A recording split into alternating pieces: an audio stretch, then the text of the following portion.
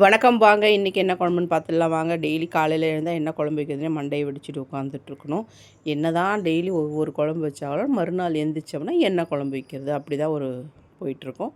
இதை நம்மளால் மாற்றவே முடியாது. நம்ம மூளை அந்த நேரத்தில் வேலை செய்யாது. பார்த்துக்கோங்க, காலையில் எழுந்திரிச்சோடனே என்ன குழம்பு வைக்கிறதுன்னு மூளை வேலை செய்யாது. நைட்டே யோசித்து வச்சுருப்போம், ஆனால் காலையில் நம்ம மறந்துடுவோம்.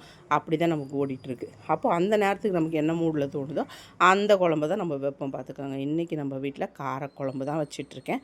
ஒரு கடாயில் எண்ணெய் விட்டுருக்கேன். அதில் கடுகு சேர்த்து ஒரு வெங்காயம், ஒரு தக்காளி, அது கொஞ்சம் பொரிஞ்சதும் முருங்கைக்காய், கத்திரிக்காய், உருளைக்கிழங்கு, இதை மூணையும் நான் நல்லா இந்த மாதிரி நீட்டாக கட் பண்ணியிருக்கேன். நல்லா 2 தடவை கழுவி சுத்தம் பண்ணி எடுத்து இதில் போட்டு தேவையான அளவு உப்பையும் நம்ம சேர்த்துடலாம்.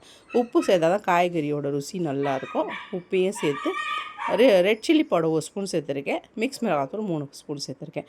இப்போ இந்த மிளகாத்தூளை நல்லா ஒரு 5 நிமிஷம் நம்ம நல்லா காய்கறிகளோடு மிக்ஸ் பண்ணணும். உப்பு, மிளகாத்தூள் நம்ம மிக்ஸ் பண்ணும்போது அந்த குழம்போட டேஸ்ட்டே வேறு மாதிரி இருக்கும். எப்படி நல்லா மிக்ஸ் பண்ணணும் பார்த்துக்கோங்க. கொஞ்சம் ஒரு 5 நிமிஷம் ஆகும். இது நல்லா மிக்ஸ் பண்ணுங்கள். இப்போ நான் மிக்சியில் ஒரு 3 தக்காளி, 3 வெங்காயம் அரைச்சி வச்சுருக்கேன். தேங்காய் சேர்க்கலை, வெறும் வெங்காயம் தக்காளி தான் அரைச்சி வச்சுருக்கேன். அதை மட்டும் இதில் சேர்த்துக்கலாம்.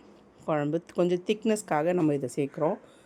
நல்லா அரைச்சி வச்சு தண்ணியும் தேவையான அளவு நல்லா சேர்த்துருங்க. இப்போ கொத்தமல்லி, கருவேப்பிலையும் மேலே தூவி ஒரு மூடி போட்டு நல்லா காய்கறி வேகட்டும். கொஞ்சம் சிம்மில் வச்சுக்கோங்க, ரொம்ப நாள் வைக்காமல். காய் கொஞ்சம் நிதானமாக வேகணும். இப்போ சூப்பராக வெந்துருச்சு பாருங்கள் காய்கறி.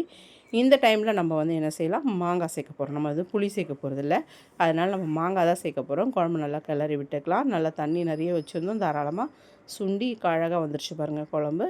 இப்போ நம்ம மாங்காவை சேர்த்துக்கலாம். மாங்காவை பொடி பொடிசாக நான் கட் பண்ணி சேர்த்துக்க போகிறேன். மாங்காய் போட்டதுக்கப்புறம் ஒரு கொதி தான் விடணும், கொதிக்க விடக்கூடாது. சும்மா ஒரு கொதித்த உடனே ஆஃப் பண்ணிடணும். இல்லைனா மாங்காய் குழஞ்சிருச்சுன்னா இந்த குழம்போட டேஸ்ட்டையே மாற்றிடும். அதனால் சும்மா ஒரு கொதி வந்தோடனே ஒரு கிளறிட்டு ஒரு கொதி வந்தோடனே ஆஃப் பண்ணிடுவேன். அவ்வளோதான். இந்த மாதிரி ஒரு தடவை குழம்பு வச்சு சாப்பிட்டு பாருங்கள், சூப்பராக இருக்கும். வெறும் சாதமே போதும், இதுக்கு தொட்டுக்கெல்லாம் தேவையே கிடையாது. இதில் அருமையாக இருக்கும். வீடியோ பிடிச்சிருந்தால் லைக் பண்ணி, ஷேர் பண்ணி, கமெண்ட் பண்ணுங்கள். நம்ம சேனலை மறக்காமல் சப்ஸ்கிரைப் பண்ணுங்கள். வணக்கம்.